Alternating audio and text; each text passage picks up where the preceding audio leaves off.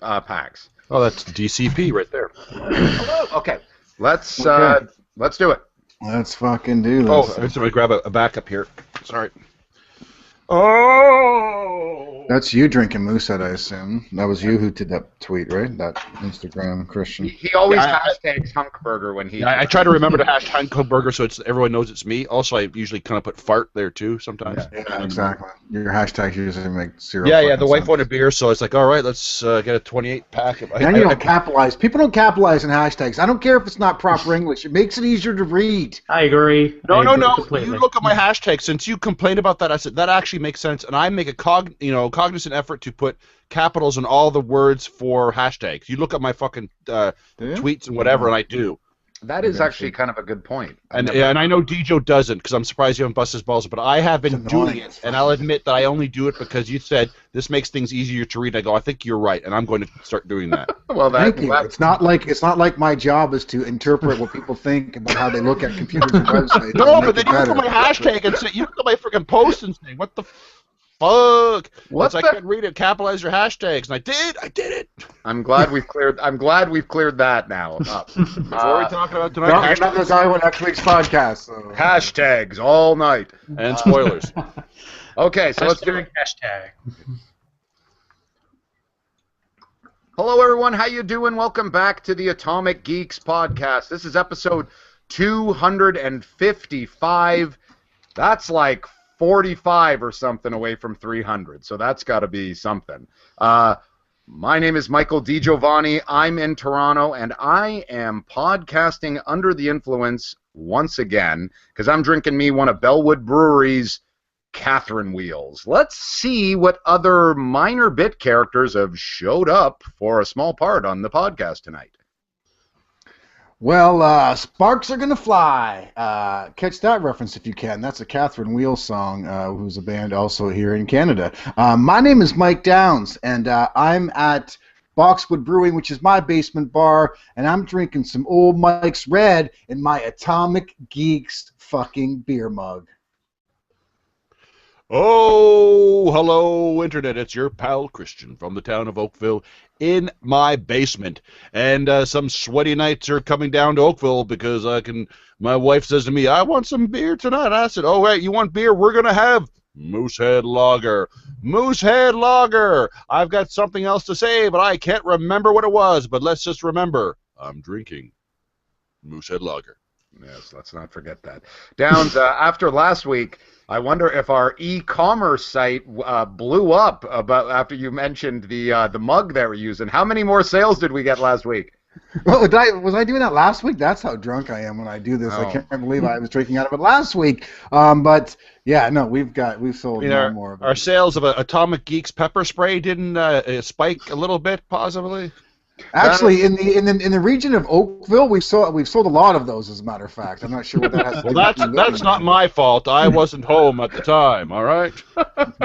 Well, guys, before we get started in here, it's a little bit more crowded in the old podcasting studio than usual because there's 4 of us. But don't worry, Internet. Don't hang up your podcasting device just yet. It's not the return of Andrew Bloom, so rest easy. This guy is significantly less hairy than Andrew Bloom. and a much better podcaster, too. And a runner's body to dream of. Oh, he's a runner. He is a co-host of Nerd Lunch podcast. He's the co-host of the Cult Film Club podcast. He's 40 years old. Please welcome Paxton Hawley. Hello, fellas. How are you? I am sitting here in the Cavalcade headquarters in Jacksonville, and I, tonight, am drinking a New Belgium Fat Tire. It's got a picture of a bike on it, so I guess it kind of connects to you guys talking about wheels earlier. So yes, that's a great beer, by the way. I've had that. I quite like that. Yes. Pax, welcome back to the show. It's been a while. I can't remember the last time you were on. Oh, no, it was Christmas time. Yes. I was going to say that Christmas show. You were in your 30s last time you were on, I think. I was a young 39 at that point. So just a babe in the woods. Doesn't Pax come on when I'm not able to make the podcast? Was that an episode I was on or was not on? No, I think we did the gigantic mashup of Oh, that one. Our Christmas one where we did the gunpoint reviews. But usually we save packs to, to brighten up the place when you're not here. So the only one that can replace Hunkburger's seat. That's true. Big seat, pretty fat tire too. Excellent. That's something, that's for sure. That's something. Well, guys, welcome back to the podcast. It's episode 255. Let's get right into this stuff. It's time for some geek news. Who's got some? Well, hot off that geek press that spits out news when it comes down the geek press wire, I've got the first bit of geek news for us there, jerks. And that is a couple of days ago we got some teaser pics on the Twitter and the Tumblrs and whatever the fucking internet communication device it was, telling us, hey, tomorrow you're going to see not just the back of the Batmobile, you're going to see the whole fucking Batmobile. And then the next day, not only did we get to see the whole Batmobile, we got to see, shock, it looks like the costume for said Batman. And people went crazy, the internet almost collapsed, and I wondered what you friggin' jerks thought about the whole schlemiel schlemazel. Why don't we start with you, Pax? Yeah. I mean, at first, when I think I saw the image before I saw any copy on the image. So when I saw it, I thought, oh, it's a screenshot from the new Arkham video game, because that's kind of how it looks, the way they shot it, and it's black and white and kind of moody. And I was like, it's totally a shot from the new video game. So at first, that's the impression I got. And then when I read the article, I was like, oh, this is actually Ben as Batman. Awesome. And I think it does. It looks very Arkham-y with the veins, and he's got the kind of bulk that the Arkham game does. I like the look. I need to see it in motion to really kind of get a feel for it, though. He's veiny? I didn't even see the picture that fucking closely. He's got veins in that costume? Yeah, there was one I saw that was really high resolution, and I blew it up, and he's got some veins in there. Yeah, if you actually went to the original link that had the image on it, it was, to your point, Pax, something like a 3,000 pixel image, and you could get right into the suit. Also, I'm on a action figure group on Facebook, and these guys were posting, hey, look, I turned the brightness way the fuck up on this so you can see even more detail. Another guy's like, and this one made the rounds too, look, I turned the gloves blue and the cowl and the cape blue and the logo black. Like, and there's I heard that. Those. Yeah, like making the rounds.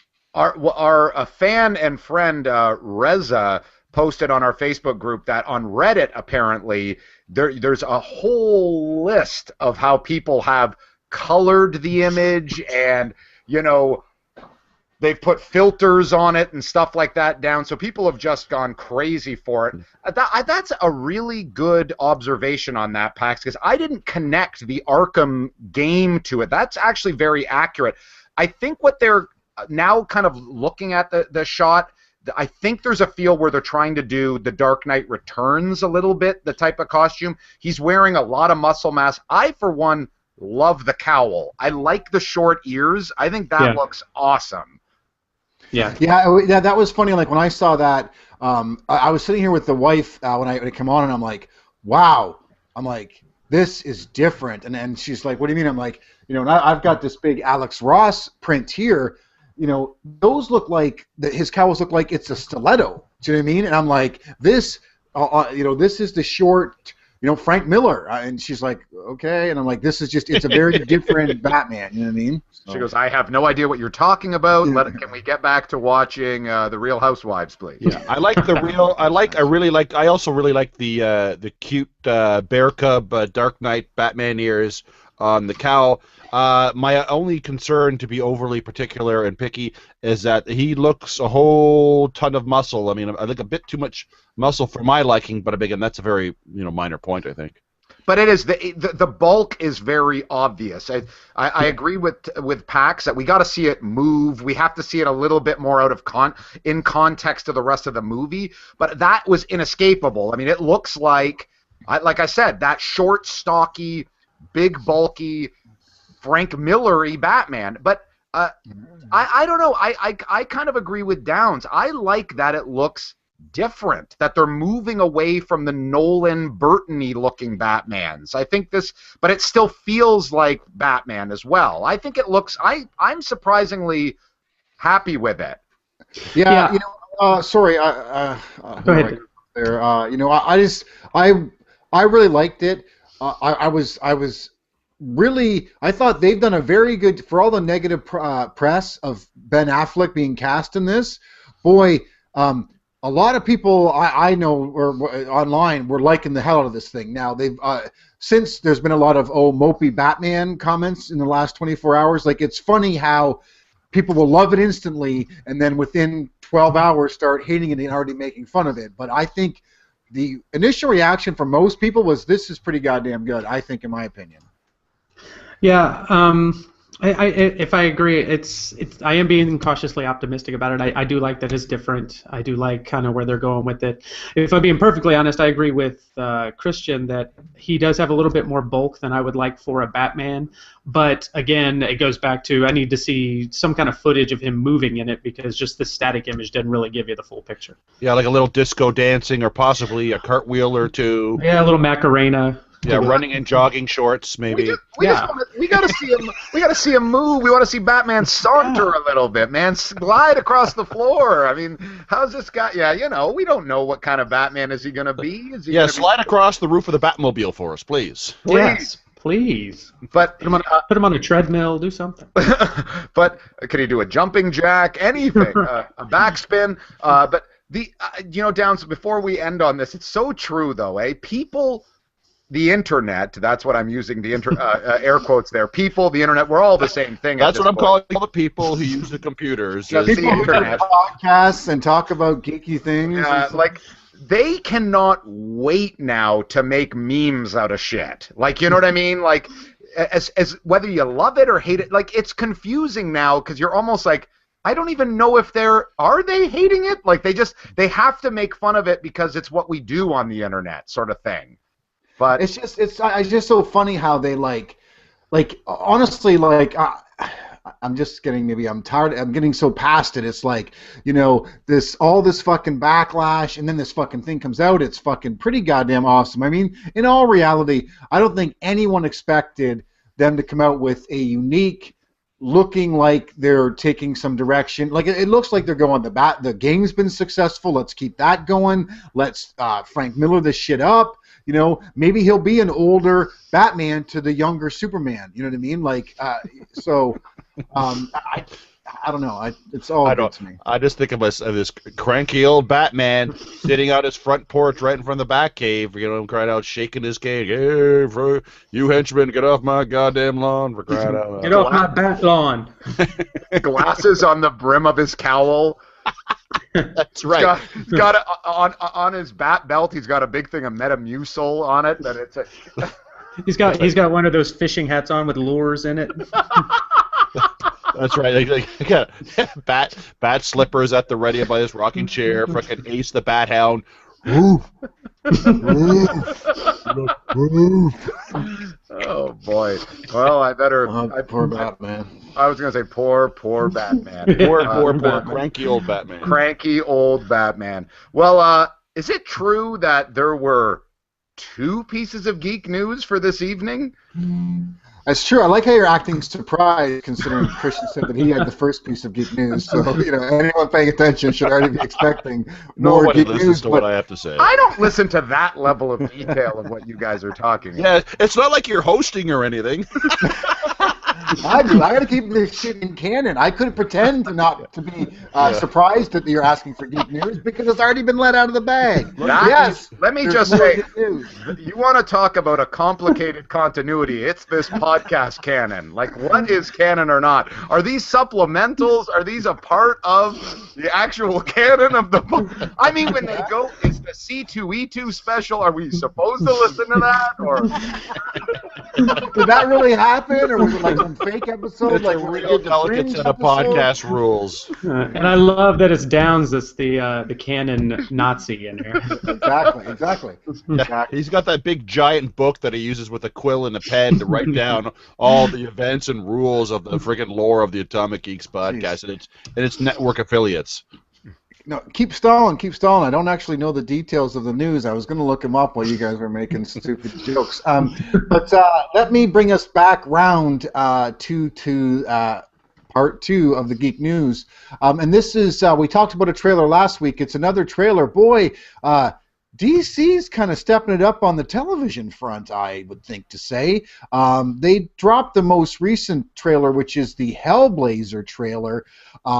Let me just say that I'm a huge Hellblazer fan. Hated the Keanu movie, and boy, I'm excited about this TV show. It looks very true, and it's like NBC or something. It looks very true to the fucking series.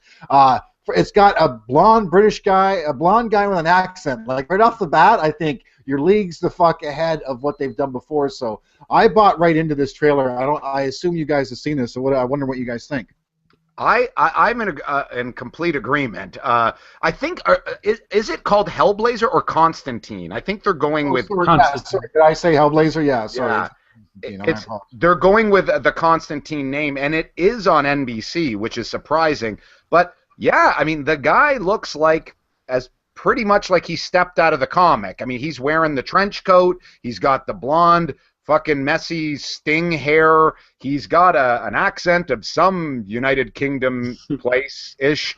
And he says bollocks at one point. He says bollocks. I mean, there's supernatural. He's a petty dabbler in the black magic. I liked what I saw. I think it's pretty damn good. Does anyone recall seeing him smoke a cigarette in this thing? I thought I saw him with one. It's funny as you're saying that, I'm thinking, boy, I don't remember seeing any silk cut in the trailer. You know, no, if you talk about either. Yeah, because I thought it might be a bit of a loss if he doesn't smoke, but I mean, in this modern day of political correctness, who knows if they'll actually let him do it? I don't know. It would probably be remember.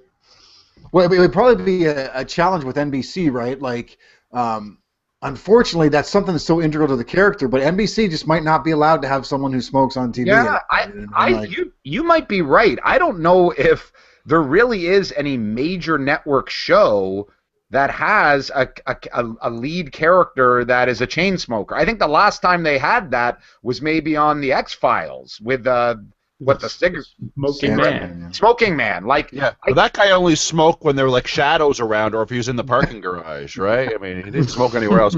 Out during the day, he wouldn't smoke anything, but he sees a shadow, he has to get in there and have his butt. Atmosphere. So, Christian, did you like it though? Yeah, I gotta say, I was quite surprised by it. You know what I mean? I like the whole. There's an introduction to this. I'm gonna start that again.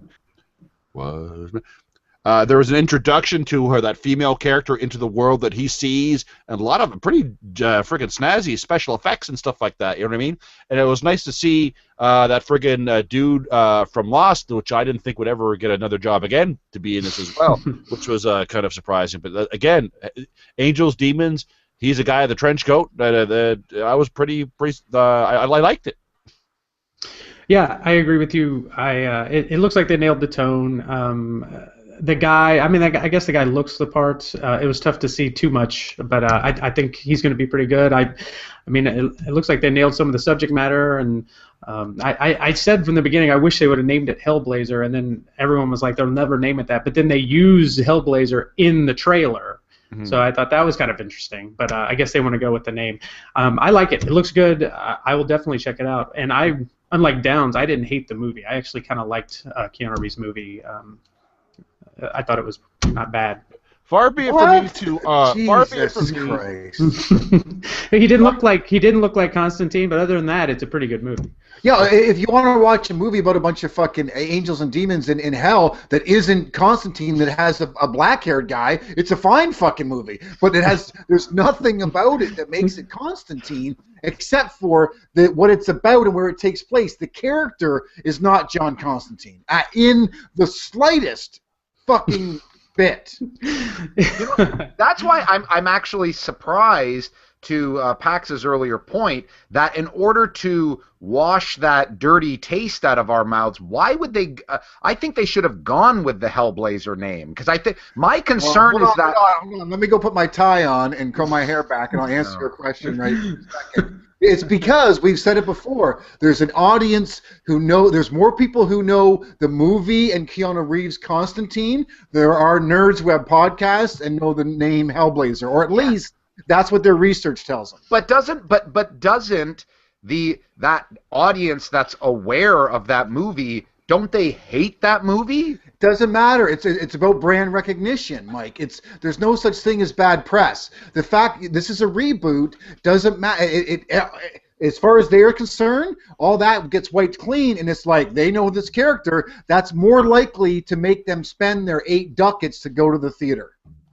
Or watch it on TV. Or illegally download it. I mean, is that how much it costs to go to the theater now? It's 8 ducats? I don't know. It's nowhere near 8 ducats. I was sorry. I was kind of Big Business Downs, kind of Atomic Geek Downs there. It was kind of. It's obviously not Big Business Downs talking because you have no idea what exactly currency is, apparently. I was going to say, what is the exchange on a ducat exactly? Actually, those are parts of Bitcoin. No, ducats. Actually. 8 ducats is 4 simoleons. Well, it's a good thing we cleared that up.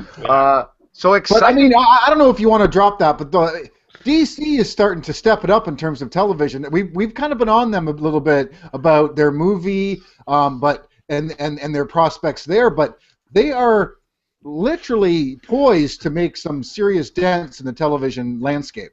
DC right now is I think somewhat winning TV slightly compared to Marvel, which is crushing in the film industry. Well, it's an interesting race and battle that's happening now on television because Marvel has stepped up their game. I mean, Agents of S.H.I.E.L.D. has been renewed. Agent Carter is coming, and then they've got those 4 Netflix series. So it's like, I don't know if DC is winning necessarily. Right now they're winning, though. It was kind of driving do or die, right? Like they kind of, like Marvel's kind of got their step up. So now DC's like, look, we need to shit or get off the pot now. So they have to do something good. They can no longer just live off of whatever they've been doing so far. I think some of it is probably is that DC goes, okay, what do we own? We own a television channel. Let's put some fucking shows on television. You know what I mean? Like that's in the way that they can combat. That's probably one of their strong suits more than pulling films off potentially. That might explain why they're coming out with that new television show. Why the X-Men Stink. Yeah, or the one that's coming on Thursday nights, Not Captain America. Or the other sitcom was like, who wants to watch Spider-Man? Not me. All right. Or Elastic Man's coming next season, I believe. Hey. Downs will get hard there. We'll start throwing Cover that your out. eyes. He's got a leather pouch filled with elastic. All right. So let's move from the geek news. Actually, that was a whole bunch of DC news there. In fact, in front of the movies and TV. Be interesting to see how all this stuff plays out. But I am pretty excited. Talking about excited, let's get into tonight's topic, and I'm calling this one the Celebrity Cameo Generator. Now, if you go back into our archive, we talked about cameos on episode 141 of this show. That's where we talked about some of our favorite examples of cameos and some of the bad ones. That's not what we're talking about tonight. What we're going to be doing is we're going to be finding ways to insert cameos into movies. Now, before we start this off, talking about cameos just sort of in a wider sense to get the ball rolling here, there's a couple of examples of where cameos are just done for the display of, hey, look who the actor is, right? Like, I look at this one that's showing up. An example of this is Steve Martin as the waiter in the Muppets. Like, that was done specifically just to go, hey, look, it's Steve Martin. But then there's other examples where there's a part that's in the story that really could have been any actor, but they chose specifically to have this minor character played by a recognizable celebrity, and it works. Like, I'll give you an example, a few of these. One is Samuel L. Jackson being the guy at the end of the movie and Out of Sight. Now good one. That's one of my favorites ever. But you know what? That could have been just another guy. That didn't have to be Samuel L. Jackson, but having that be his recognizable face punches that scene up. I mean, we've talked about that one a million times. Eh, Downs? Yeah. Yeah, I mean, it adds something to the movie that I think I've talked about this before. We were talking about having the actors be on the front of your show. I think we were talking about, right? Like in our TV show thing. Whatever it costs to get Sam Jackson to do a day on site, doing that is so worth it to the audience. You know what I mean? And again, I think it's that little bit of polish that takes a movie from good to great. Yeah, and the thing that helps there is our history of understanding the types of characters Samuel L. Jackson has played in other movies helps form that character, even though he's on screen for like a minute, right? Another good example of this, another one that we've quoted a lot about, is Schwarzenegger's small cameo in The Rundown, right? Like, yes. That's a great example of could have just been another big muscle-bound dude, but by having that be Schwarzenegger that walks by The Rock, creates this meta-ness to it, where he's like, hey, have fun in there. Like, that's when it works. That's when you add these cameos of big faces, big names, and you go, that could have been anybody, but man, it was smart to do that. So what we are doing now is we're going to add celebrity cameos or character cameos into movies. Good or bad, we're going to find ways to do this. A lot of these are going to probably be funny non sequiturs, which I hope is the case. But so we're going to jam some cameos in movies, and we're going to see how this goes. So why don't we go to our guest, Pax, first, to give us an example of one that he has done. All right, my first one, the movie I picked to put the cameo in is Episode 1, Star Wars Episode 1. Like everyone else, very disappointed, so I want to do anything I can to make this movie better. So during the pod racing scene. The podcasting scene. The podcasting scene is it's fine, and we need to leave that scene. Wait, you're going to put the Atomic Geeks in Episode 1, aren't you? Yeah, well, yeah, I was going to. I was going to say, if there's anything to improve that movie, a podcasting scene would probably be the most perfect element to bring pathos and intrigue to that film. Don't you remember Annie and his friends used to record that podcast with Sebulba Yeah. No, this is podcasting. Yeah. No, it's like the whole deleted scenes of the Three Jedis podcast as they talk about all the latest in drinks and stuff like that at the friggin' Tatooine friggin' cantina. Yes, that's it. Yeah, talking about trades and tariffs and That's stuff right, like and that. Banthas. Banthas, fucking Banthas. They're always complaining about Banthas. Yes, damn banthas. So not the podcasting scene, the pod racing scene is the one I wanted to punch up a little bit. And I took out the two-headed announcer, and I want to put in his place Bob Uecker. Bob Uecker. I was just, as soon as you said that, I was like, Bob Uecker. That's exactly what I thought. That's brilliant, Max. That's brilliant. So his announcer guy from Major League would be the announcing the pod racing scene, and I can imagine him just saying funny things about Annie, like Annie leads the league in diaper changes or whatever. So. Well, because he'd be, because Annie's the hero, he'd be trashing Sebulba, right? He'd be like, yeah, that's true. Did you know Sebulba was aborted as a child? You know what I mean? Yeah. I would be like, totally. That's pretty goddamn good, Pops. Because you think he's ugly driving, you should see him eating. That's fucking great. I got to tell you right off the bat, because one, you used Bob Uecker. He's not nearly referenced enough on our podcast. And two, that two-headed announcer in Episode 1 is god awful. Like that I mean, was just just. yeah, you're right. I mean, they got a great improv guy in there, Greg Proops, but it was not good, and it could have been so much better. Is that who did that? Comedian? Yeah, Greg yeah. Proops? I didn't think it was going to be mentioned, but I knew that too. Yeah. Wow. I have no idea who that guy is. Greg Proops is the really annoying guy with the glasses on. Whose line is it anyway? Friggin' improv show. Oh, okay, yes. He's a huge pothead and a big time comedian. I find his voice to be totally fucking annoying, but he's a fairly funny individual. Wow. That's a big. He's very pull. nasally.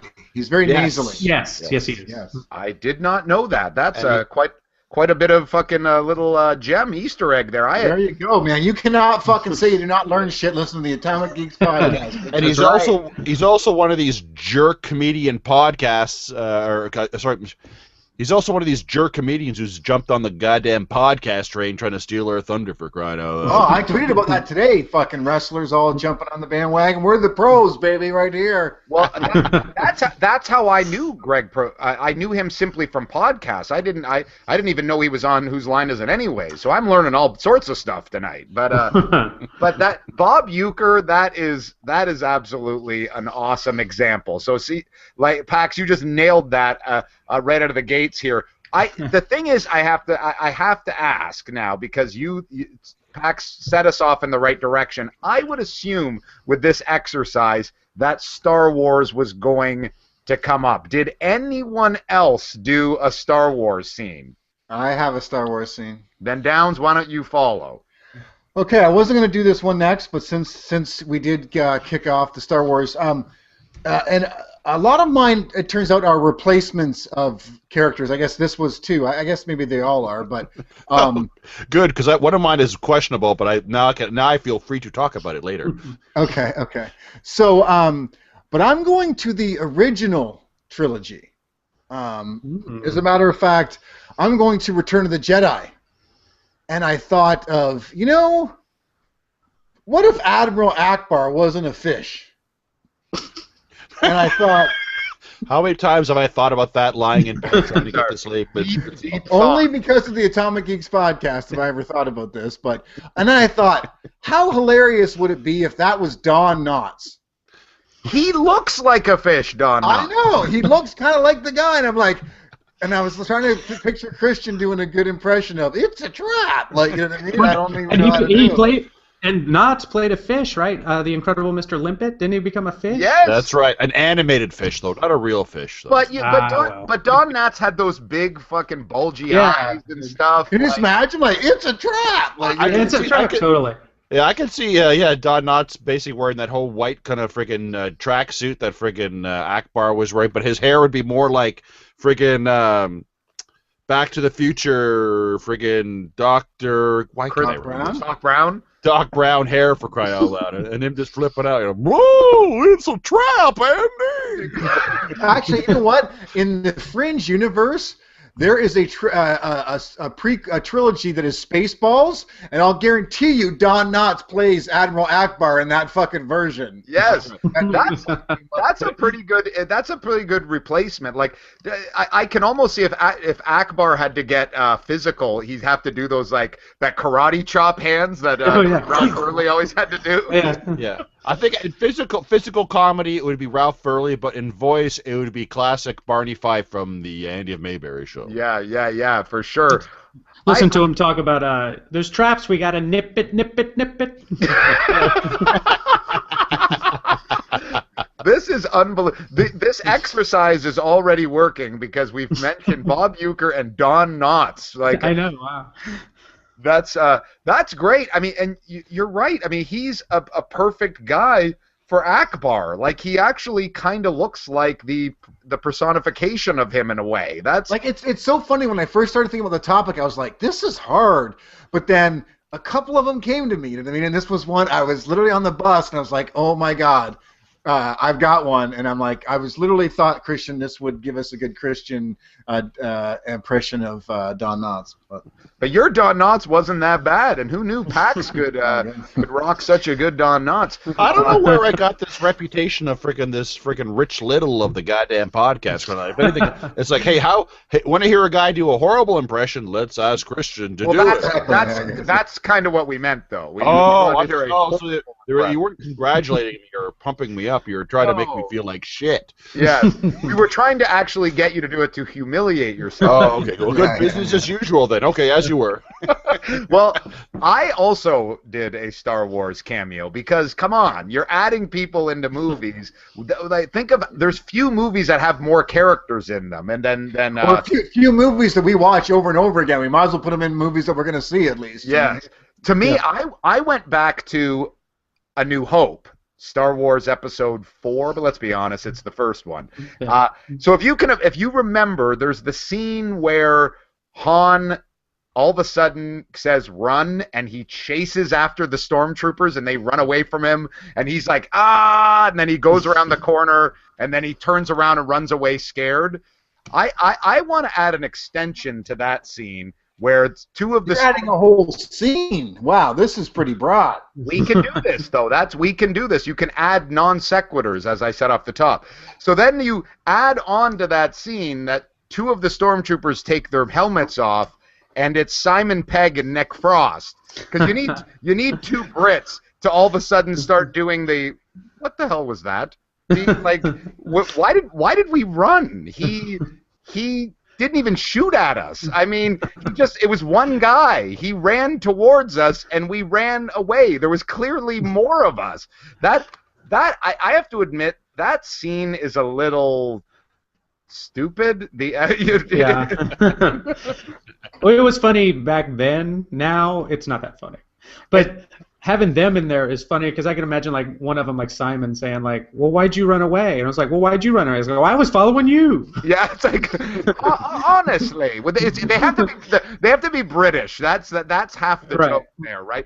But, yeah, like, as you're talking about this, they're gonna be like, well, what are we gonna tell Darth Vader? And it's like, well, I'm not gonna tell Darth Vader. You gotta tell Darth Vader. You know what I mean? It would totally be this little comedy skit kind of.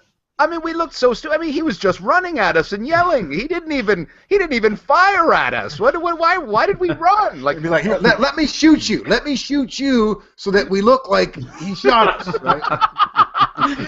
But just in the leg. Just in the leg. Yeah, be careful, just in the leg. That's not my other leg. That's my good leg. See, this scene writes itself. This shit writes itself, man. You know what? Actually, the extended edition, I actually YouTubed that scene. The extended edition version where they added in more stormtroopers to that scene. Remember, so when Han comes around the corner, now there's like a room full of like 100 stormtroopers that he turns away. It's not very good. I like... To Pax's point, I think when it was 1977, it was funny. It's kind of a hokey moment for Han Solo, but that is neither here nor there. Wait, are we talking about hokey moments in Star Wars? Is that what we're gonna go off? There's only like the one. There's only like that one. It's not like the biggest, craziest, badass bounty hunter fucking goes over the fucking side of the. It's just, anyways. That scene is the hokey scene. So talking about hokey scenes, Christian, you're up, buddy. Oh, okay. Well, I mean, you guys were all replacing other guys with other people, and I wasn't sure if I was going to do this one or not, but I thought, well, I replaced a guy with another guy in one movie, and that movie was Inglourious Bastards, the Tarantino film. I don't know if you're aware, for crying out loud. And I don't know if you remember the interview scene at the beginning of the movie with friggin' what's-his-head, Nazi boy, Hunter, and French farmhand in the cabin there, and I thought Christoph Waltz is what that scene. Thank you, Christoph Waltz interviewing friggin' Milkface, friggin' dairy farmer, friggin' French boy, and I thought we'd replace dairy farmer French boy with Bob Saget. And underneath the cabin would basically be essentially the rest of the cast of Full House and the heroine of the actual original film. and then of course stuff happens, and then of course the heroine gets away, but sadly, you know what happens to the rest of the family. Bob, that would have been quite the tense scene with Christoph Waltz just chewing up the scenery and then having to lob the ball back to Bob Saget. It'd be tense for Christoph Waltz's character, right? Because Bob Saget would be like a sarcastic friggin' motherfucker, you know what I mean? And he's just like, listen, you know, I'm a Nazi. I want to find where your family is. And he's just coming back with the retorts and snorts and shit like that for crying out loud. You're like, I'm a dairy farmer. What do you want from me? I make milk. What do you want from me? I mean, like, we're not give a fuck. There's nothing in the basement but a friggin' case of blue cheese for crying out loud. That's what I make, blue cheese. Bob Saget. If you want milk and cheese, you talk to me. That's right. Exactly.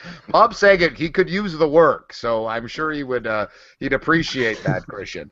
I got another one here. I'm gonna take us to Raiders of the Lost Ark. Okay, sorry, I don't want to interrupt you, Mike. Sorry, can I stop, pause for a second? Yeah.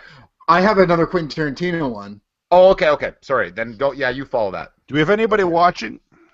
One person, yeah. Oh. CT was, at least. CT tweeted a picture of all four of us. Yeah, I know. I saw that. That was awesome. Anyway, okay, sorry. so I'll just jump in? Yeah. Okay. I have another Quentin Tarantino one, if that's okay. Well, let's keep this train moving. And again, it's kind of a replacement one where, especially, this was a scene. This is the only scene I don't love in Pulp Fiction. First, can anyone guess what this scene is? The one you don't like in Pulp Fiction. Is it the scene where... The only scene I think doesn't work in Pulp Fiction. Is it the scene where Bing Rames is engaging in anal intercourse? Surprisingly enough, no, that totally works. Oh, you like that one? I'm sorry. Okay. I didn't say I liked that one. You love anal intercourse. His favorite scene, actually. In fact. That's not what I said. Now, when he rewatches, that's the only scene he watched. He's always paused at that scene. Wait, what is?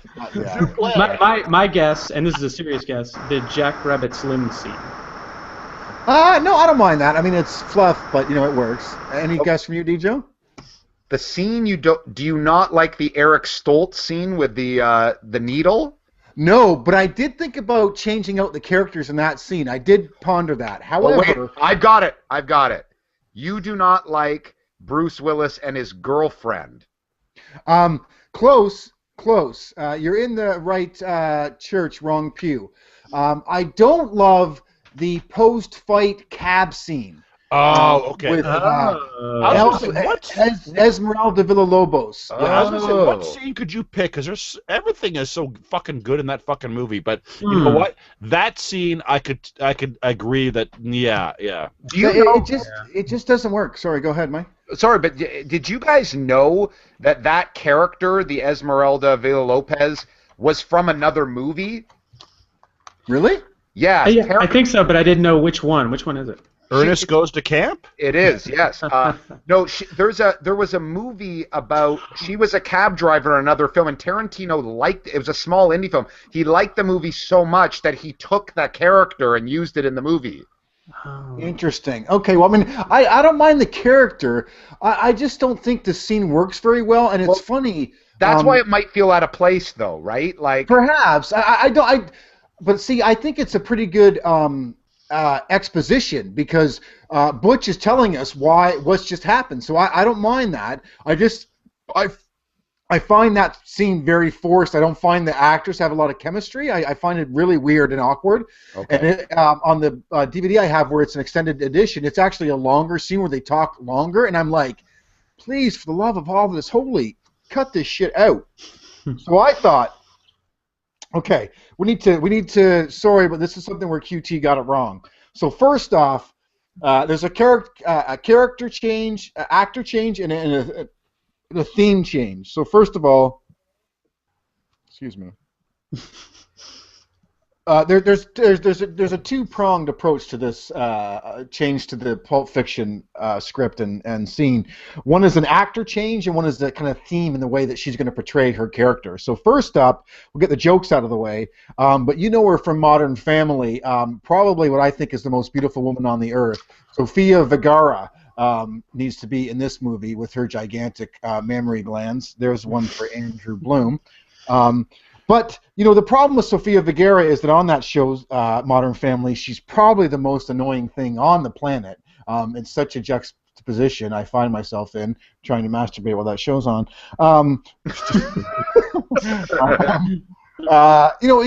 That doesn't work.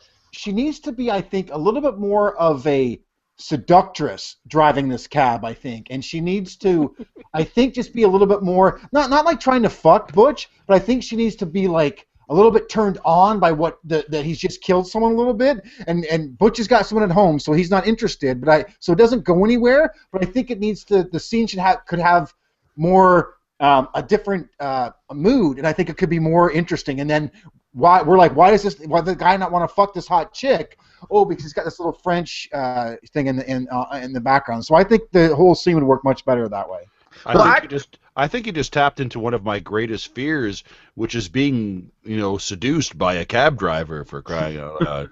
I mean, unless it was Sofia Vergara, that's a whole different story. But my experiences in cabs and being seduced, that would be the last place I'd want to be. Isn't now, if my memory serves me correctly here, and I've had a few beers, wasn't Esmeralda fascinated by murder and stuff like that? Like, wasn't she kind of turned on by what Butch was talking about already? Yeah, but it doesn't read that way. It kind of it's more of I find the whole conversation awkward more than. So you're saying they need to amp that up, and she needs to be a little bit more flirtatious, somewhat, right? Like. Yeah, different actress, different take on the role, a little more sexy, maybe. You know what the most unusual thing that bothered me about that freaking character in that scene was that she drove barefoot. Oh, the nut friggin'. I don't know what it is, but I just don't like the whole idea of that for crap. So many terms. Yeah. I'll bet you if it was Sofia Vergara and all of a sudden she was barefoot, you'd be like, that's not so fucking bad, actually. Well, that's what I'm talking about. The Latin Lucille Ball, please drive barefoot. I would love it. Oh, she is a smoke show for sure. But Quentin has like a weird foot fetish that he always has to have in movies. So ladies are always showing their feet off. He will never have girls with socks on. So you just have to accept that. Like. All right, so let's move on to another one, and I'm gonna Downs kind of did a bit of a serious one there, and I think I've got one that is a little serious as well, and it is let's look at where this is like stream of consciousness shit going on. It's another Quentin Tarantino involved movie, and this one is From Dusk Till Dawn. Oh, wow. Ooh. So for me, this one I think is. This isn't even for the jokes. At the end of the movie, when George Clooney, Seth Gecko, and the girl, played by Juliette Lewis, finally get out of the titty twister, and they meet up with his contact, Carlos. In the movie, it's played by Cheech Marin. And that's like Cheech Marin's, like, third character that he's played in that movie at that point. You're right. It doesn't need to be him again. It doesn't need to be him again. And I thought because this movie is such a splatterfest, B movie, a celebration of that, like they have Fred Williamson and all these guys in it, I'm like, they needed a cameo of another familiar person from this genre that could have helped that. And I think you put Bruce Campbell at the end as the guy that's his contact. And yes, I know Carlos should be Spanish or Mexican. Bruce Campbell can play Mexican. I mean, you put some fucking makeup on him, give him a pencil-thin mustache. Dude can play that.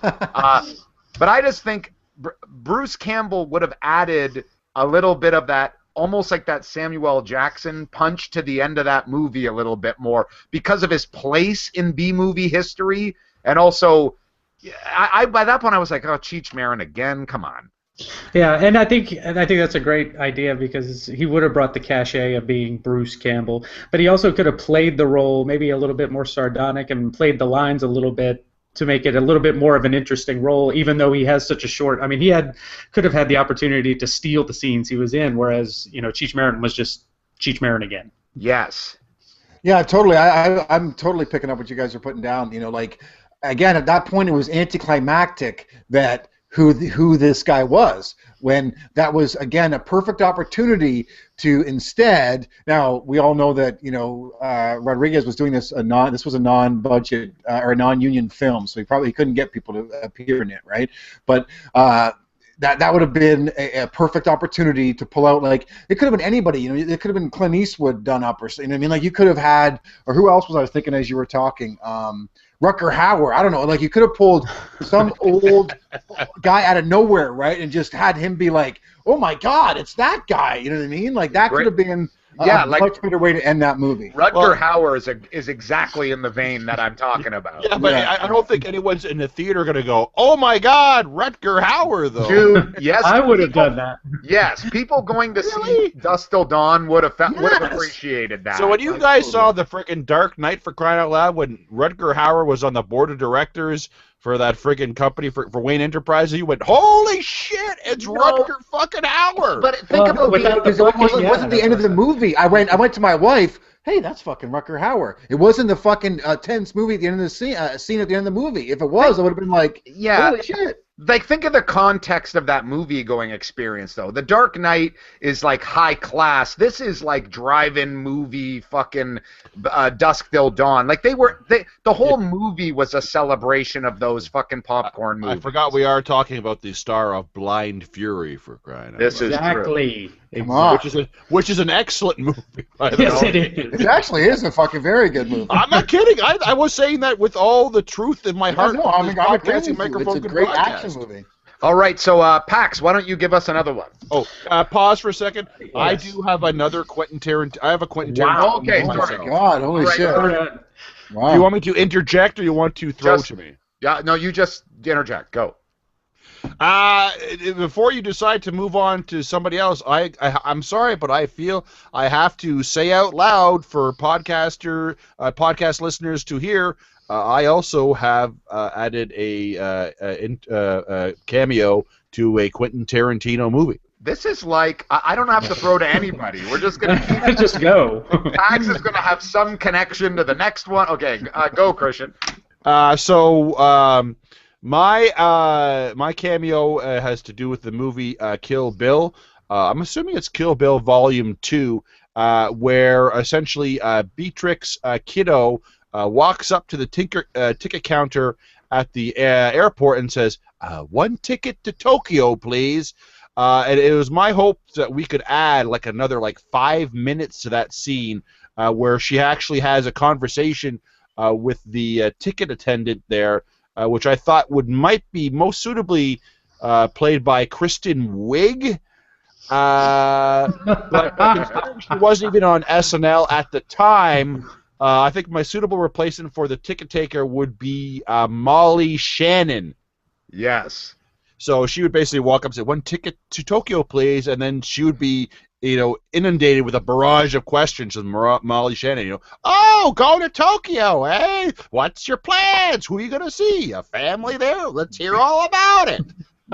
Well, not only that, but you could even have, this is a Quentin Tarantino movie, right? So you could have Molly Shannon be a very unique, maybe bitchy flight attendant, you know what I mean? And Beatrix wants to kill her, but she's in the middle of a fucking airport. So, Quentin Tarantino would probably take Molly Shannon and make her not be... Well, or you could play up the uncomfortableness of it, where she's wants to kill her, but she just can't. Yeah, well, that's what I mean. Like she wants to kill this bitch. We've seen her kill a bunch of people, but she has to deal with this total fucking bitch behind the counter. That would be a great scene. Now, one thing I should note here: the temporal, the time vortexes, they don't matter. You could put Kristen Wiig into that because.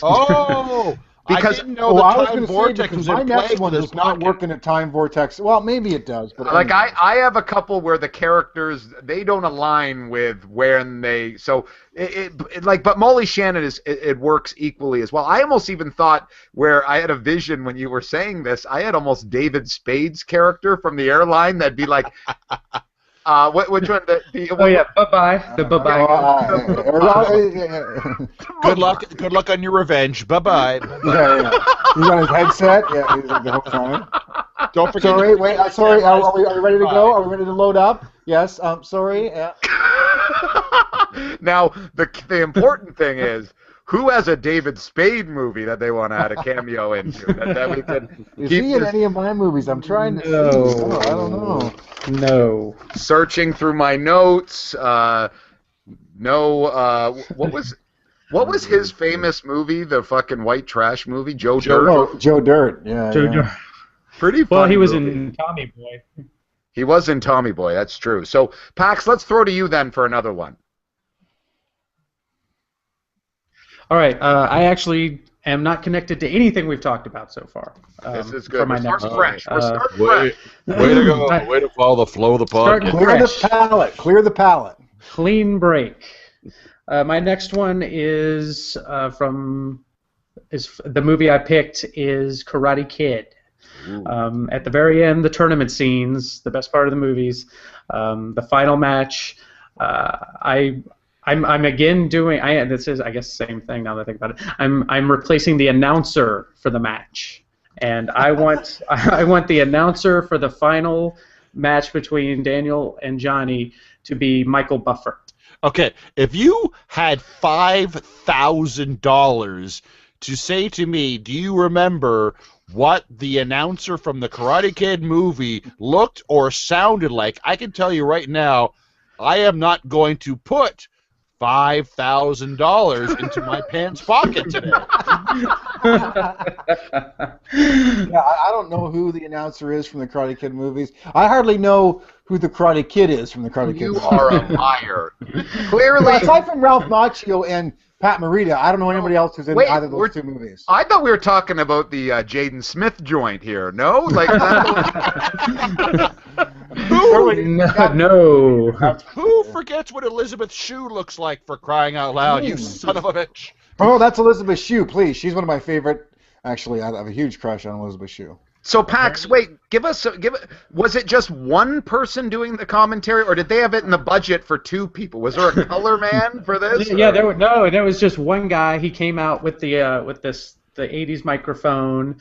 He was a heavy-set guy and like kind of darkish hair, and he came out for the beginning and said, announced who they were and mispronounced Miyagi. It said Miyagi-Do Karate. Oh, yes. And, he also came out after Daniel got hurt and said, "We'll recess for so and so," while he goes in there. So he had a couple, he was in there 2 or 3 times. So I mean, Well, I think if the time vortex is in play, for crying out loud, I think that he could be replaced. Michael Buffer should be replaced with Gorilla Monsoon and frickin' Jesse the Body Ventura instead, for crying out loud. Yeah, but it's not really commentating though, right? Like, because that's what I Right. was thinking too. It's more ring announcing, so that's why Mike Buffer is the better person for right, announcing. and that's what this is the first one that came to me, and that's why I actually wrote down what I thought Michael Buffer would say, and this was the one that kind of got things moving for me. So I was just writing down. I wrote down actually what I thought he would say. Well, read it then. Do you want me to do it? Do you want me to do the Michael Buffer Yes, thing? yes, please. Jesus, yes. This is Michael Buffer announced. I thought that was my job to do the impression. I know. That's what I assume. That's why. This is No, why go- you bring me on the show. Go ahead, All Max. See what you can Michael do, I guess. Buffer announcing the final match in Karate Kid. In the white corner, representing Miyagi-Do Karate, weighing in at 150 pounds, soaking wet, the kid from Reseda, Daniel LaRusso. In the black corner, representing Cobra Kai Dojo, weighing in at 190 pounds, from right here in Los Angeles, your reigning All-Valley Karate Tournament champion, the Master of Disaster, the High Swami of Karate, Johnny Body Bag Lawrence. Was his middle name actually Body Bag? Is that a family name? Yes, that is a family name. On his grandmother's side. You know what's actually is very astounding about that is the Karate Kid, Daniel and Joey, what the fuck, whatever his name is, Body Bag. They are amateur karate guys. They're in a tournament on a Saturday afternoon that their parents have taken them to. who are all these people in attendance watching this show? Dude, there's so many, was huge in the there's 80s, so man, I'm many telling people. But there's that were actually replacing an announcer. It's like, what the fuck is this? It was pretty popular way back then. I could see kids talking. I was like, hey, man, you want to go down to the local arena and watch freaking teenage boys fight like birds, for crying out loud? Fucking bunch of In the 80s, there were dojos on every corner, man. It was crazy time. But for that community, the All Valley area, karate was like pretty important. They took that shit seriously. Yeah, you couldn't tell if a kid was just going down for a nap or he was just walking out ready to kick some shit, for crying out loud. They didn't have a football team. They didn't play football. They did karate. I know. Well, I look forward to Pax's next cameo when he replaces another announcer. So look forward to that. I know, right?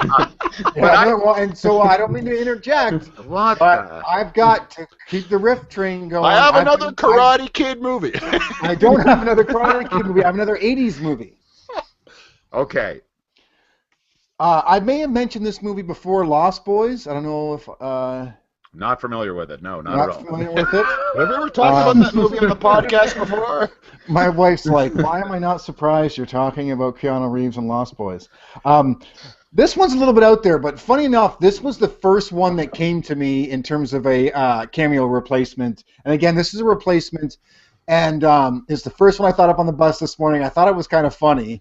A lot of stuff is being thought about on this fucking bus, for crying out loud. The only time I got to dedicate to this podcast is on the commute to and from. It sounds like this bus is like your friggin' what do you have a female friggin' like inspiration for friggin' ideas? What do they call that, for crying out loud? A muse. This bus is your muse, for crying out loud. Exactly. The bus is my muse, and while riding my muse, that's what she said. I was thinking of Lost Boys, and I thought of, remember the sax player who's in the band? You son of a bitch, you're replacing the most integral part of that movie. I thought, okay. I wear a chain necklace only because of this guy. Without a shirt. Bear with me. That goes without saying. For some reason, I thought, what if before he got into politics, Bill Clinton was trying to be an actor and play the sax as a musician? And so Bill Clinton, in his early career, is the sax player in the Lost Boys movie. It's not that far-fetched. Ronald Reagan was in a lot of movies. So a young Bill Clinton... Did he ever have dark hair, or I feel like he was always like white hair? He was like 18 and he probably had white hair. He was born salt and pepper. Yeah, I feel like he was. But yeah, I mean that guy, he was the saxiest president that there ever was, wasn't it? He loved telling us he played sax. He loved to tell the ladies that he could play on the sax. That is for sure. I mean, there's no. I don't even know how to follow that. I mean, really. But I've got another '80s movie, and there's no saxophone in this movie, thank God. I've got from Raiders of the Lost Ark. It's only inevitable this would come up, for crying out loud. So I'm talking about the scene I'm in particular is the truck chase scene. You remember when the very famous towards the end. When Indy gets dragged behind the car, blah, blah, blah. But there's a scene where Indy basically takes over driving one of the trucks, and as he's driving, he's kind of knocking cars out of the way, and there's a motorbike with the little sidecar that Indy knocks, and the bike flies, and the guys fall into a puddle of water. I don't know if anyone remembers this. I wonder who could possibly have been in that motorcycle and sidecar.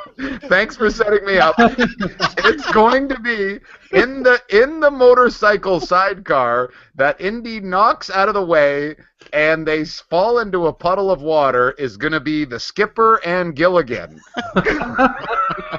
And then it's going to cut. Yes, exactly. So imagine the two of them are going to get up dripping wet.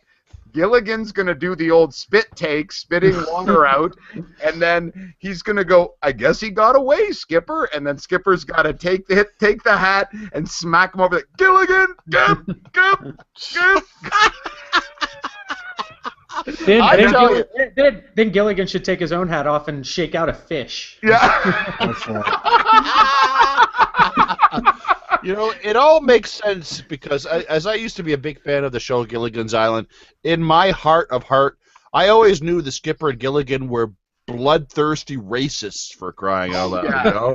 I thought you were going to say that they were homoerotic lovers. As well. No. That goes without saying that they were those, for crying out loud. They're not mutually exclusive, really. No? Yeah, I think it was pretty defined on Gilligan's Island that the two of them were Nazis. I think that. Yeah, because they really did not like friggin' other island people on their island. Wait. Hello. For crying out loud. Christian, start again. Okay. You cut off. I mean, it only makes sense to me because every time cannibals came to the island, the skipper and Gilligan were fucking leading the charge for getting them off the island, for crying out loud. Yeah. That makes them Nazis because they didn't want cannibals on the island. Sorry, call me a fucking Nazi then, because I don't want fucking cannibals on my island. Found out that makes you an island Nazi. What that If you found out your best friend, survivalist or a realist, I think is what that makes me. Are you telling me you found out that your best friend came out of the closet and said that he was a cannibal, that you would not still be his friend? Is that what you're saying? I'm telling you right now, if any of you came on and told me you were cannibals, I would say, nice hanging out, but I gotta go. I'm sorry. I guess I'll save that for another podcast. I guess I'll save that for another podcast then. Well, Christian, why don't you save this podcast and give us another example? I have an example, and basically this is an example that was actually emailed to us. So I said, okay, I guess I can't do that movie. But then I thought, hey, I got a great idea for that movie. So I said, fuck it. I mean, if the time vortex laws are in place, for crying out loud, I'm gonna freaking do it. And I picked the movie The Avengers. And spoiler alert, unnecessary spoiler alert. I'm speaking specifically about the scene at the end of the credits, where the crew is sitting around the shawarma restaurant enjoying a shawarma, and I sense this scene going over much longer than it is after they've taken some desperate bites of their shawarmas. I think Tony Shalhoub comes walking in as the owner of the restaurant and starts friggin' chatting them up and talking about how honored he is to have them in his restaurant.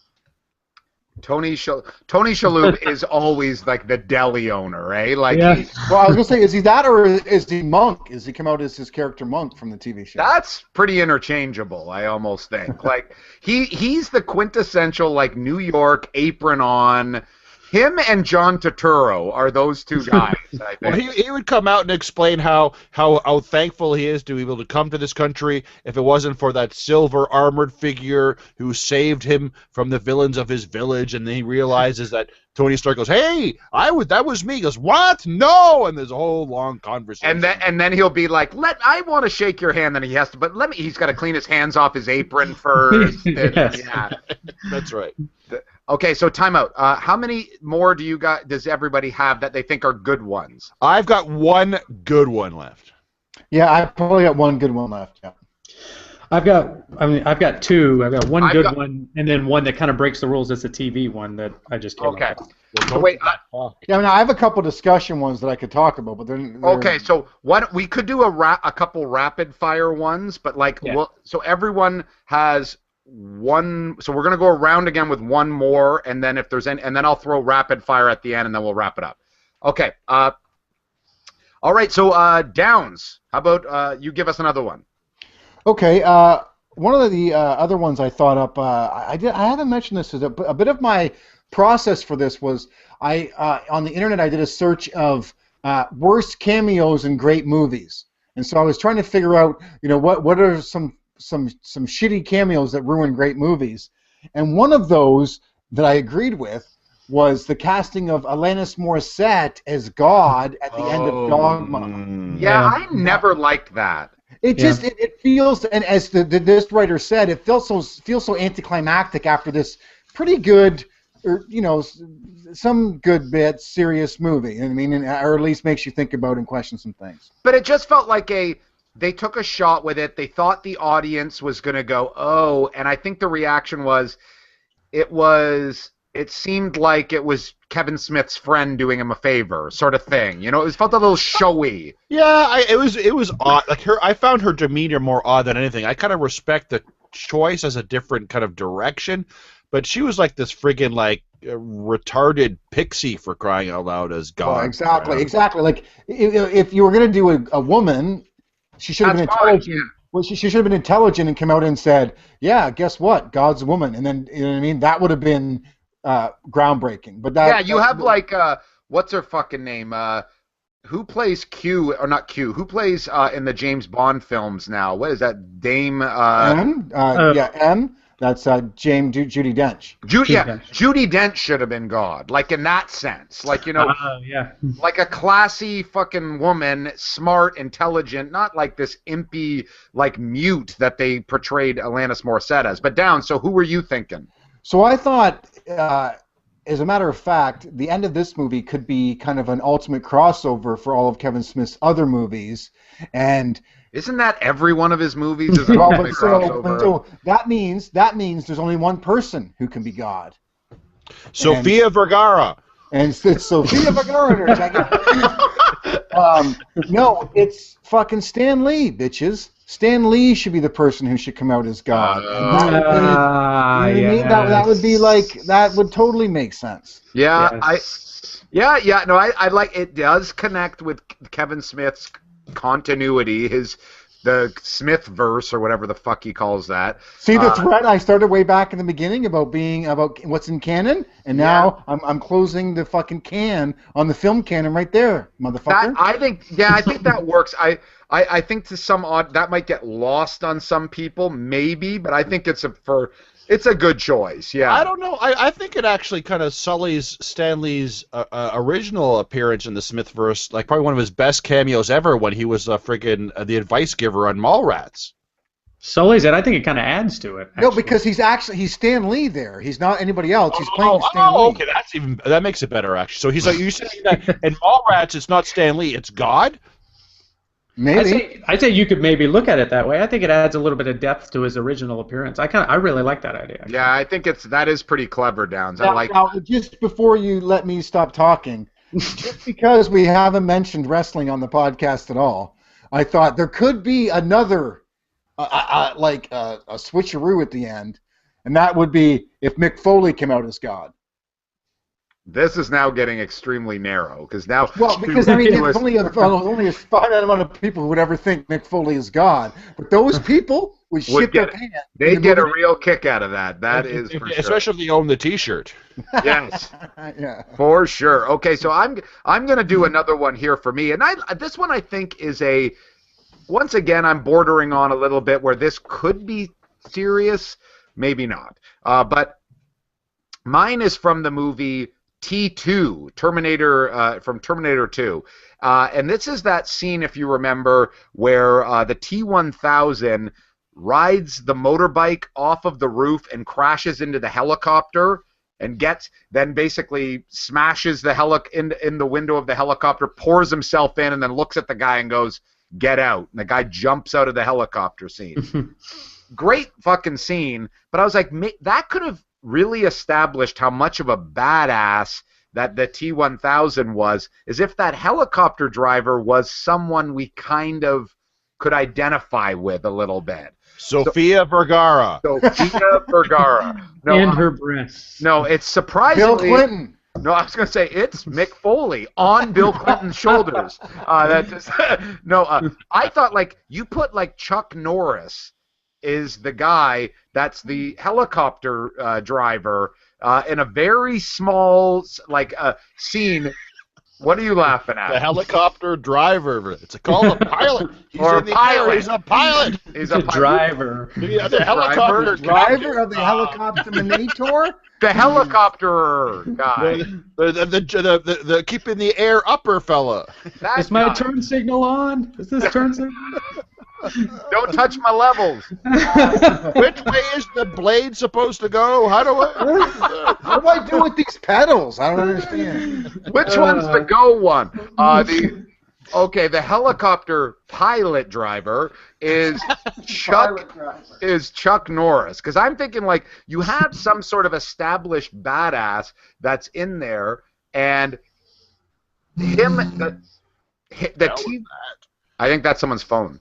The T-1000 guy, the T-1000 shows up, and he's like, "Get out!" And then you have this sort of known tough guy that just goes, "I'm out of here, dude." So it's like, I thought Chuck Norris, you could do Van Damme, you could do Seagal, I don't know who else. Yeah, but you swung for the fences. You went for the ultimate friggin' internet friggin' tough guy of tough guys, for crying out loud. Yeah, the only problem I see with what you suggested is Chuck Norris would never agree to do this, right? He wouldn't want to look like a pussy on film, so he wouldn't agree to it. It'd have to be someone like Steven Seagal, who's already a pussy. I don't know. I think that. I think money talks, man. Chuck Norris would do it. I think he'd do it. And I'm totally joking. To a lesser extent, than if the budget isn't there for this role, we'll get Aaron Norris, Chuck's brother. Well, if Chuck Norris, if he could jump out of the helicopter and land on a Bowflex, then maybe he would. We'll add that into the scene for sure. Okay, so Pax, how about you give us another one? I had another one for Harry Potter and the Chamber of Secrets, the second one. Oh, that's a friggin' mine I didn't even think about friggin' sticking my pickaxe in. Yeah, and it's a little. I mean, it's a little bit more than the Please Cameos. don't refer to your pickaxe anymore on the podcast. Well, I said pickaxe. I didn't say my rock hard penis. Okay, so it's all good. And now we have. Yeah, so we're I all just thinking did about that. you. I'll have that visual till I die. Thank you. So yeah, Harry Potter and his Chamber of Secrets. It's a little bit more than a cameo. It's one of the supporting characters, but I thought this was interesting, and this is an instance of what we talked about, using a character, like substituting a character, not an actor. So I put in that movie as the Defense of the Dark Arts teacher, taking out the Kenneth Branagh character. I put in Constantine. Calling back to our original. Oh, you picked a fictional character? Are we allowed to do that? We said that we could do that. Yeah. I did Skipper and Gilligan. The time vortex, I forgot. Sorry. Yeah. But so I guess my only doesn't that character doesn't stay around though, does he? No. Right? So that would be my only problem. Is I wouldn't want to punk out Constantine on some faggoty ass Harry Potter show. True, but the fact that he's in there would probably change the story a bit, because he's going to be in there and he's going to be cursing and telling Harry stop whining, and then he's going to tell Ron to stop being a pussy and go after Hermione, and I mean, it's going to change kind of how the movie goes in anyway. So well, and as you're talking, I'm thinking we already have this. It's called Books of Magic, right? Like, I mean, that's basically. Yeah. I'm sure Stephanie Myers probably read that and then ripped it off and then wrote, or whatever. It's not Stephanie Myers. Whoever the fuck her name is. Okay, Downs. It's way too close to fucking Books of Magic. I think that's totally rip off. Okay, but that said, you have to one day as a Gunpoint review, you have to watch these Harry Potter movies. They are. I watched one. I didn't like once Gary Oldman was on it, and it was like he's the uncle and he's bad, he's good. I'm like, these movies fucking suck. I don't like them. They're not like Harry Potter. To each their own. To each their own, exactly. Like, they're good movies. I think it'd be cool. Like, John Constantine is kind of peripherally feels like he should be in that universe, and you're right. He would darken it up a little bit. I think that would be a cool addition. Yeah. Yeah, but you'd have to wear like some kind of. He couldn't wear a trench coat, right? He'd have to wear some kind of like smoking jacket or something like that. No, he'd have to wear like a brown leather coat, like almost like Van Helsing or something. Yeah. No, John Constantine doesn't change. Even when he's in Books of Magic and he goes into the fucking entire party of every goddamn magician in the fucking place, and they all fucking stop and they look at Tim Hunter, the most powerful magician on the earth, kind of like Harry Potter. And they're all fucking wondering what to do. What does he do? He fucking throws his fucking butt in there and walks in just as bright as day. Constantine doesn't change his shit, man. That's who he is. John Constantine, when he wakes up in the morning and he goes to his closet, do you think that in his bedroom closet it's all white shirts and black ties, and then when he walks to the hall closet to go out the door, it's all filled with like trench coats, for crying out loud, before he walks out the door out of curiosity? Yes. Yeah, that's absolutely. exactly You can't what live like they that are. every day without having versions of the same thing. Christian, welcome to Cartoon and Comics 101. That's all those people wear. No, I just thought there might be a story like, in an off day that's not published where he like wears like, friggin' shorts and friggin' thong and a hoodie or something. Yeah, exactly. Well, in one alternate universe, he does wear black suits and he has black hair. Yes, there's. That's what he looks the best, right? And then I think that's like Earth 3 Hellraiser. Right. All right, Christian, how about you give us one last one? This is a movie that in my heart of hearts is perfect in every way and doesn't deserve a cameo, but then I really started to think hard about it, and I said to myself, you know what? I think it does. In order to bring some more pathos and maybe a more depressing scene to this film, I think that maybe I could add something to the film Unforgiven, starring Clint Eastwood. And the star of this cameo would be Jack Lemmon, who would play a frontier brush salesman who has had probably one of the best days of his life in sales, and happens to have a drink inside the bar during a very harsh rainstorm right before Will Money comes to town to seek revenge on Big Bill. And that's I can see the scene now where basically Jack Lemmon is just sitting there going like, "Oh, I tell you, I made some big brush sales today, for crying out loud. Oh, the wife's gonna be so happy when I come home because we're gonna buy that extra acres in Montana that we always dreamed about it." And then of course Will Money comes in, and then it all changes, for crying out loud. Holy shit! I thought for a second Jack Lemmon was on the podcast. Yeah. Same with me. Jack Lemmon. Obviously, it's a play on Old Gil from The Simpsons. But still, That's what I was gonna say. For me, I relate more to Gil now than I do to that Jack Lemmon character. When you said the Jack Lemmon character's name at first, I was like, I have no idea who he's fucking talking about here, but yeah, Jack Lemmon's character from frickin' Glenn Ross is obviously another sale for Old Gil here. Yeah, like that's best character ever on The Simpsons. They ever ripped off. Oh, it's so good. Yeah, that's the it's a good example of somebody that's in the wrong place at the wrong time in that fucking movie when the wrath of Clint Eastwood comes in, for sure. All right, guys, so before we wrap up here, let's do a quick lightning round to see if anybody has any other last cameos they want to insert into movies. Downs, let's start with you. I guess, like I said, I looked at this list of the worst cameos ever, and one of the ones they mentioned was, and I wanted to call this out as I disagree, was Guns N' Roses in the movie The Deadpool. And specifically, they had the funeral scene, and they're like, why is Duff McKagan, Slash, and all the Guns N' Roses hanging out at this scene? And it's like, because Axl Rose played the character who was killed in the beginning of the fucking movie. So that's totally not fair. I do not agree with that. X in my notes right there. And so the last one I did have was the Spider-Man movie when the Green Goblin attacks, and there's a big the Tobey Maguire movie. Macy Gray is the band chick playing on the stage. Yes. And they called us out as like, who was that? She dropped off the face of the earth, hopefully. And so I thought, if you're gonna date yourself, you might as well go and date yourself and do something like have Rick Springfield be the act on the stage, and especially because he was just on the new Star Wars commercial that was out recently. I was like, what? When they did all the auditions at the Cantina, have you seen that TV commercial? There was like all the right. And I was like, that Rick Springfield, 80s, that's perfect guy to have on. Rick Springfield kind of rocks, man, by the way. Like he kind of does, and he's like timeless. So I'm like, throw him in there. So yeah. Pax, how about you? Any leftovers? Yeah, I got one. I kind of broke the rules a little bit because this was a TV one, actually.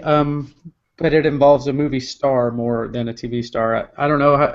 Did any of you watch 24 at all? Yes, Yep, I did that one. Season 6, you finally meet Jack's dad. They build it up for like half the season, and then he shows up, and it's James Cromwell. And I thought, no, it That's should have been terrible. Donald Sutherland. I don't know Yes! why it wasn't Yes. Donald Sutherland. For like 12 episodes, I'm like, this is going to be Donald Sutherland, and then it's James Cromwell. And don't get me wrong, I love James Cromwell, but there's no reason that shouldn't have been Donald Yes, Sutherland. that was too easy, in Yeah. fact. And it's not like Donald Sutherland's locked into some sort of contract that he couldn't show up for 20 minutes on that fucking show. I know. It's like, hey, Dad, can you come on the show? It's He's like, gonna be doing some friggin' Hunger Games convention, friggin' porno or something. Who knows? Yes, that's a good one. doing the Italian job, too. I'm Yeah. busy. Is that a porno too? Anyway, Depends on how you watch it. Christian, do you have anyone? I thought in the movie Darren Aronofsky's movie, fucking great movie, The Wrestler, that I thought there could be more recognizable friggin' wrestlers in the movie, and I thought maybe at friggin' the Rams deli counter, like guys like friggin' King Kong Bundy and friggin' Paul Heyman could come up asking for cold cuts and slices of friggin' beef.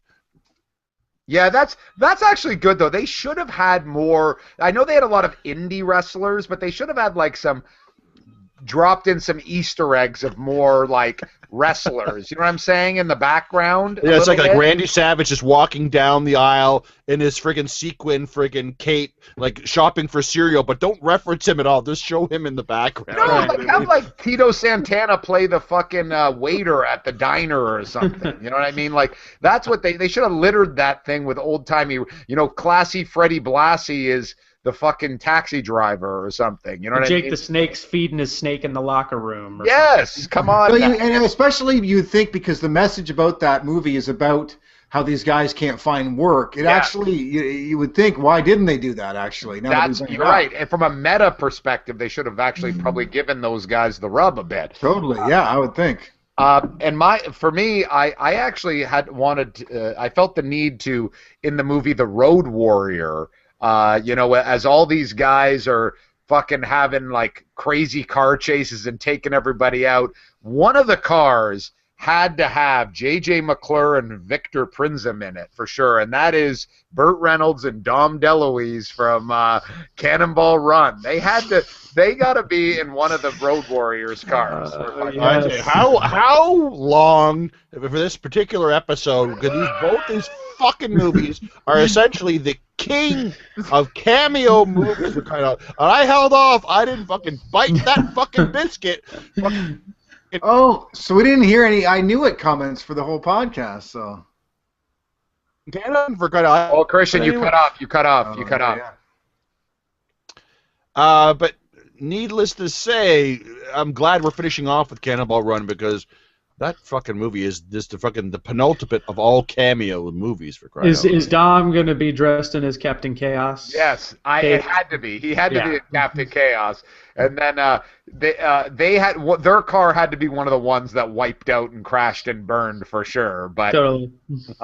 so talking about crashing and burning, let's move right in now to our atomic picks. Mike Downs.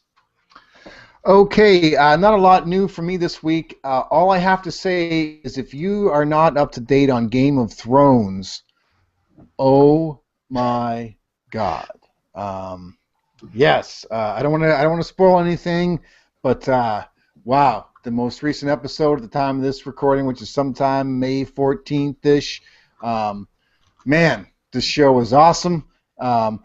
Okay, what I can say, this is what I was going to tweet this, and so I don't think this should spoil anything. But you know, as the son of a little person and the brother of a little person, I'm amazed and hopeful and so proud that Peter Dinklage is given the chances that he's given on Game of Thrones to act just like any other actor, even though he's a little person. And man, this guy is fucking amazing, and that's all I gotta say. It's fucking awesome. So Yeah, it has been phenomenal. Holy shit. Pax, over to you. I have two. The first is a comic. I've been reading a bunch of comics lately, and I finally got around to reading Greg Pak's Planet Hulk. I had not read it yet, and it went on sale. I think they had a Hulk or a Greg Pak sale on Comixology, so I got the run. Finally read it, and it is fantastic. A great Hulk story. The art is good, and it is just, I mean, I just can't even describe just how well Pak just comes up with the world that he's on and how Hulk takes over it, and just what happens in that book is just epic and awesome, and I loved every bit of it. So Planet Hulk by Greg Pak, very good, and it's collected in a couple of trades. I think I just read the prelude and the main one, and I think the sequel is called World War Hulk. I haven't read that one yet, though. That's good. Those are great stories all around. The prelude, on the planet, off the planet, fucking great friggin' stuff. Yeah, and I look forward to finally picking up that World War Hulk now, because I loved that Planet Hulk. But lots of Hulk in that one too. Yes, and the other one, oh, now I forgot. Hold on. I had it written down, and now I forgot what I was going to say. Oh yeah. I was recommended a documentary to watch, and I kind of hemmed and hawed about it because I don't normally like to watch them, but it's on streaming Netflix, so I watched it. It's called Blackfish. It's a documentary about this killer whale, Tilikum, I think is his name, at SeaWorld, and he's got a history of injuring and even killing his trainers, and it goes into kind of his backstory, and they show footage, and they talk about, it's not overly gory, but they just kind of go into his history and what SeaWorld is doing with him, and how they kind of cover up some of the stuff that he's done, and it's interesting and horrifying at the same time. It's sad but completely fascinating to just kind of watch, and they have former trainers talk about it, and just talk about incidents and stuff like that, and it's just kind of interesting to watch and make you look at SeaWorld completely different. But it's called Blackfish. I know it's on Netflix streaming. Definitely check it out. Interesting. I've not seen that, but I actually read an interesting quote about that. Was the Pixar group saw that documentary and completely reworked the story for the sequel to Finding Nemo. I'm actually not being sarcastic. Wow. Based off of that story. So or based off that documentary. So I'm curious to check that out. Sorry, and I don't mean just to jump on this bandwagon, but as a matter of fact, literally at the time of this recording, the oldest killer whale was just spotted off the west coast of Canada, which is like something like 106 years old. 103, yeah.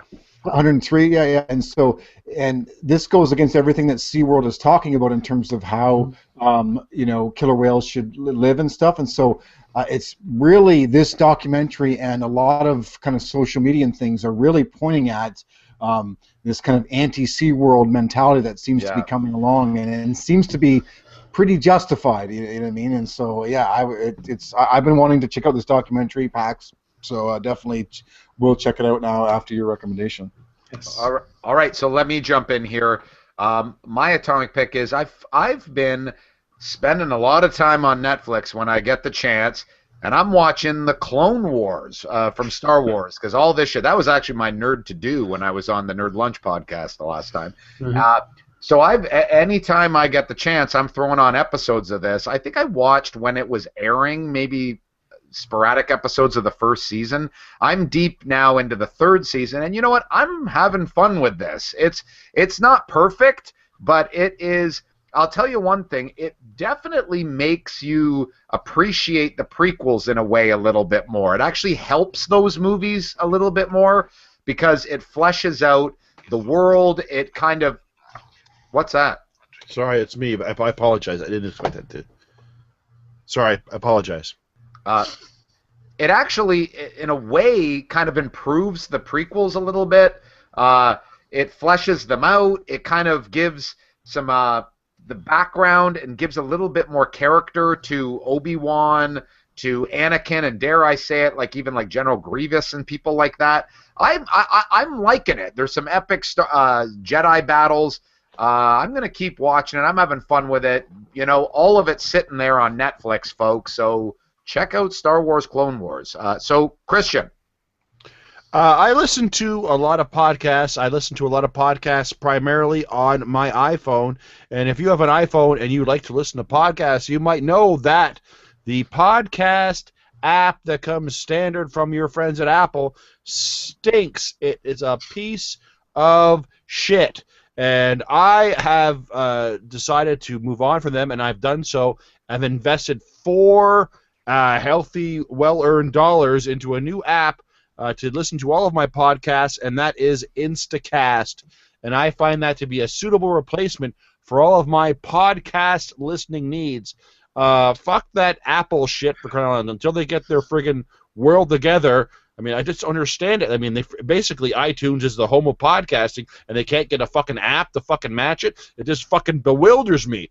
So until they get their shit together, I say get Instacast and listen to podcasts the proper way.